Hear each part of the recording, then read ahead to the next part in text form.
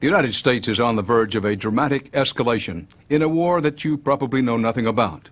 The proposal is to spend at least another $1 billion to fight an army of old-line Marxist guerrillas in Colombia who now have gone into the drug trade. The president of Colombia is in Washington this week to push for the whole amount. This may sound like the start of a new war, but it's actually only the latest battle in a secret war America has been fighting in Colombia for most of the 90s, a war that was started to take out Colombia's drug lords and a war fought by secret warriors trained by the United States. They're called Commandos, a small U.S.-trained strike force of deadly warriors. Since 1992, they have been fighting America's secret war on drugs in the jungles of Colombia. And one of the men who trained them in the art of killing is former U.S. Marine Major Gil Macklin. We met up with him in Colombia recently to meet America's secret allies and to learn details of a mission about which he has never spoken publicly before. When we say COPAs, in brief, what are we talking about? The COPAs are the direct action forces of the Colombian National Police. They're like the Delta Force. And their skills are honed on a regular basis to go at a moment's notice to do anything at any time. But to understand the significance of the COPAs today, we have to go back to the early 90s, to when the United States started backing them for one mission and one mission alone: to take down the Colombian drug lords, wipe out the cartels, and chief among their targets was this man, Pablo Escobar. It was widely reported that he was killed in 1993, but details of how he was killed have never been revealed. Escobar was a larger-than-life character, colorful, ruthless, and seemingly unstoppable. 80% of the cocaine consumed in America came from him. His assassins murdered anyone who got in his way, even taking out a presidential candidate at a nationally televised rally. But when he reportedly ordered the bombing of this Avianca passenger plane with 5 Americans on board, Escobar's reign of terror suddenly hit home. Morris Busby was the U.S. ambassador to Colombia. Now, that bombing was an Escobar bombing to do what? As near as we were ever able to piece together, it was a bombing to kill one particular individual on the airplane. That Escobar wanted taken out? Yes, and so they killed everybody else on the airplane. But who would kill 120 some odd people to get one person? A monster. President Bush was so outraged, he ordered the beginning of a secret war to take Escobar down. And Ambassador Busby was the man he chose to do it. A former Navy SEAL, Morris Busby, like Major Macklin, has never spoken publicly about his role in the secret war. It all began when he turned the U.S. Embassy into a war command and dispatched Macklin, among others, to start forming the small army that is now known as the Commandos.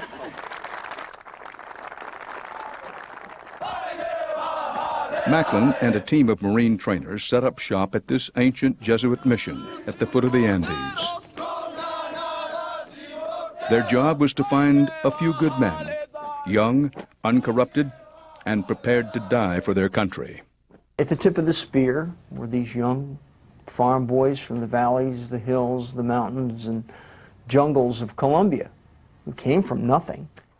Once he assembled enough men, Macklin gave them a crash course in the dark arts of killing. Day and night, the kind of training only special forces do. Exercises like this one, shooting live ammunition inches from each other's heads. See this guy here? He's very dead. Macklin taught them his philosophy, kill or be killed. And he taught them how to fight, to take down the drug lords by surprise, to take them at a time and a place when they would least expect it. These men kill without compunction and die without complaint.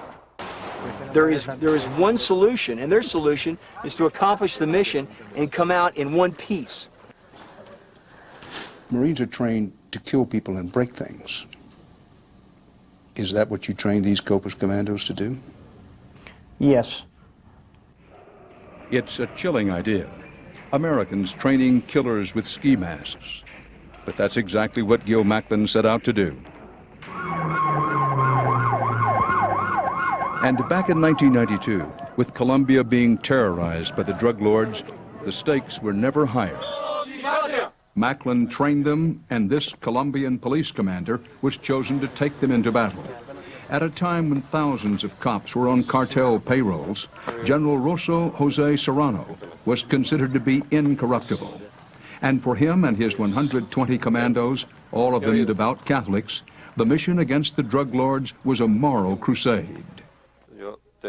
We know that God is going to protect us and help us. We, with faith, have been able to move mountains. They may have relied on their faith that God was watching over them, but they also believed in something else, high-tech weaponry that Ambassador Busby delivered, courtesy of the most powerful war machine on earth. We spared nothing in trying to use all of the intelligence we could find on a worldwide basis to pass to the Colombians to try and find him. And your assets? DEA, CIA, FBI, Special Forces? All of the above. Has there been any other occasion in which you know of in which the United States said, right from the top, this is what we're going to do, and we're going to commit whatever assets are necessary to do it, and we're going to have the determination and the staying power that it takes to get it done? I can't think of anything that we went into that we stayed with the way we stayed with this. We never wavered. In the summer and fall of 1992, the mission began, and they moved systematically. To get to Escobar, the Copus had to first eliminate each and every one of his lieutenants. These are the pictures of what they left behind, dead and injured soldiers of the drug cartels. The search for Escobar, spanning a period of a year and a half, was one of the most intense manhunts ever mounted. Well, the strategy that was followed was strip away his lieutenants, strip away all of his money, go after his infrastructure, take down everything that protects him. And that was done on a very systematic and organized basis. Now, we're not talking about 1 or 2 or 3 raids here, are we, or are we? No, we're talking about a whole series of raids that were conducted to take out the central nervous system of the cartels. We're talking about tens of raids, dozens of raids, hundreds of raids? Hundreds. And what were they up against? The best that money could buy. Escobar reportedly had hired some of the best mercenaries in the world. British, Israeli, Russian. Wait a minute. Working for Pablo Escobar was some of the best special operations people who were British and Israeli? Exactly. But the Copus gradually eliminated those surrounding Escobar. Nearly 100 lieutenants in his private army. In the dead of night, they'd come like darkness, and they'd bust through a door or a window or go through the roof, and they'd capture these arrogant, narcissistic animals, the drug lords, and they'd bring them to justice. And that's what they did. The Copus took heavy casualties themselves, many of them killed by Escobar's hitmen. The price they paid in flesh and blood is tremendous. It's enormous. If we lose 2 cops that get killed in the U.S. Capitol, like we did last summer, Washington ground to a halt. They lose 2 cops before breakfast every morning. It took 2 years from the time they began training for American intelligence to finally corner Escobar. We went with Ambassador Busby back to the scene of the final showdown. In the final moments, what happened was that Pablo Escobar was talking on a phone to his son. And he was standing at one of these windows, and the police van rolled up the street here. They were monitoring the conversation. And he said to his son, "There's something wrong, I have to go." Escobar tried to escape up the stairs. He got as far as the roof. That's where the Commandos gunned him down.